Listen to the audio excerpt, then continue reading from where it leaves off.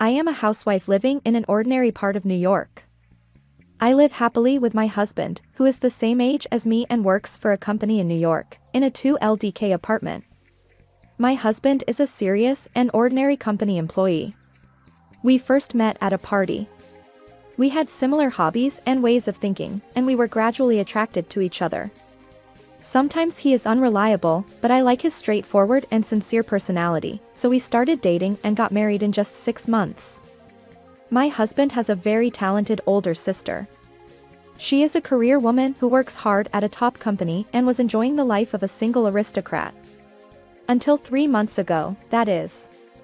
The company underwent a major restructuring, and my sister-in-law was also affected and is now job hunting. She was initially confident that she would find a job right away, but her pride is getting in the way, and she is having trouble finding a job. She is also stubborn and refuses to compromise. She used to buy brand name goods and had no savings. She couldn't afford to pay off her loans with just unemployment insurance, so she moved back in with her mother and is living off her father's survivor's pension. However, since her mother passed away, things have taken a sudden turn for the worse. We were planning to build a house in the future, so my sister-in-law inherited the house, and my mother-in-law inherited the savings and cash left by my father-in-law, which was quite a bit. My husband inherited most of it. My sister-in-law received a small amount of cash, which she used to pay off her brand name goods loan. However, she seems unable to cover her living expenses going forward. One day, my husband told me, "My sister wants to live with us until she finds a job." I thought it was a strange and selfish request.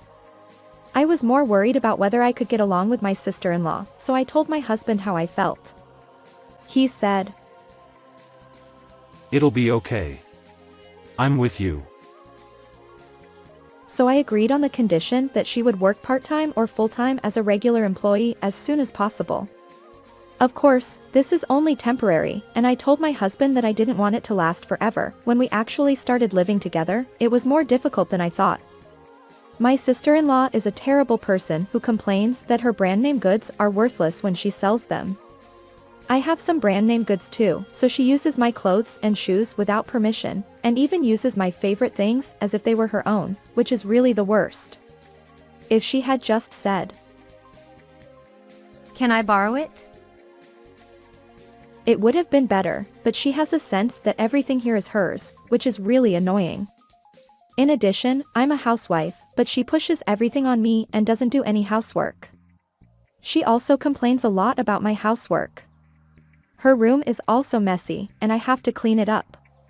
She's like a criminal mastermind, and whenever I'm cleaning my room, she opens her door and says, "Oh, by the way, do this too." Which makes me angry.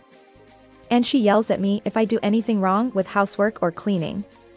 I realized that she must have treated her subordinates like this in the past. She gets angry if you touch or move any of her things, even though she uses other people's things without permission. She even made me make her lunch to take to her part-time job because she didn't have any money. When I told my husband, I've had enough. "How long is this going to last?" he said. "It's not going to last forever, so just do it." My husband doesn't help with the housework, and he doesn't argue with my sister-in-law at all. I feel like he's worshipping my sister-in-law because he respects her past title. She may have been an amazing person when she was on the fast track to success at a top company, but that's in the past. It has nothing to do with us as a couple. I think she's just a parasite now. Even if I talk to my husband about how I'm being used by my sister-in-law, he just says, "My sister is probably saying that for your growth." And nothing gets resolved. I wonder why he's so protective of my sister-in-law, and I feel lonely doing the housework alone every day. One day, while shopping, I happened to run into a colleague of my sister-in-law's at the same workplace. I had previously delivered something my sister-in-law had forgotten and was acquainted with her. While chatting, the colleague said, "Your sister-in-law is the #1 person I want to marry." I said, "Really? That's surprising. She doesn't do any housework at home, and her room is really messy." She loves brand name goods and was in loan hell. She's living with us because she has no money, but she doesn't put any money into the house. I make her lunch every morning to take to work. I accidentally said it, or maybe I said it on purpose. I guess I wanted to say this much. The next day, I received an email from my sister-in-law. The contents were, Don't say anything unnecessary to people at work. Be prepared when you get home today. She's a hysterical woman, and I don't know what she'll do if she gets angry, so I decided to escape to my parents' house. I emailed my husband. My mother at home seems to be feeling unwell, so I'm going to check on her. Please take care of things while I'm gone. The next day, my sister-in-law sent me another email saying, I didn't have lunch to take to work, so I had to make one myself. It looked terrible, and I was embarrassed. Take responsibility. I was shocked by that email. The reason she didn't have lunch to take to work was because she couldn't cook. I couldn't understand why she was so angry with me. That night, my husband called me. He was furious and said, My sister was embarrassed at work because you didn't make her lunch. I never thought you would be so heartless to my sister. If that's the case, I'll divorce you. I was stunned. Is my sister-in-law a princess? I don't want to be exhausted by my sister-in-law anymore. I realized that I had no allies, and it was too painful to bear. My husband, who had reassured me at first, had changed. Maybe he was that kind of person from the beginning. The fact that he didn't do anything when my sister-in-law was bullying me was the last straw. I agreed to the divorce. I replied to my husband's angry words with a yes, and hung up the phone. When we lived together, my husband was kind and I loved him, but now he's a follower of my sister-in-law for some reason. He's so serious that once he's brainwashed, he becomes blind. I'm tired of my sister-in-law and my husband. With that in mind, I decided to get a divorce. I felt lucky to be free from that hell, and suddenly I felt better. Then my husband called me again because I wasn't coming back home. He said, Was that a joke the other day? I told him all my feelings over the phone. My husband panicked and said, Let's talk tomorrow with the three of us. I agreed to meet them to clear my mind. The next day, the three of us met at a diner in town. As soon as we sat down, I vented all my frustrations to the two of them. Then my sister-in-law got angry. She said, Since you're living in someone else's house, it's only natural that the people who live there do all the housework.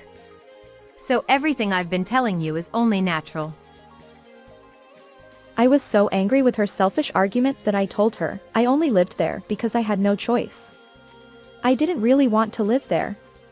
My sister-in-law got furious and said, You're getting too big for your britches. She was about to throw a glass of water at me when someone from the next table spoke up. My sister-in-law's colleague said, Is your sister-in-law really like that? They were a group of my sister-in-law's colleagues who happened to be sitting at the next table. They were shocked by my sister's terrible attitude. Her colleague said, She's really good at her job, and her boss said he could recommend her for a full-time position.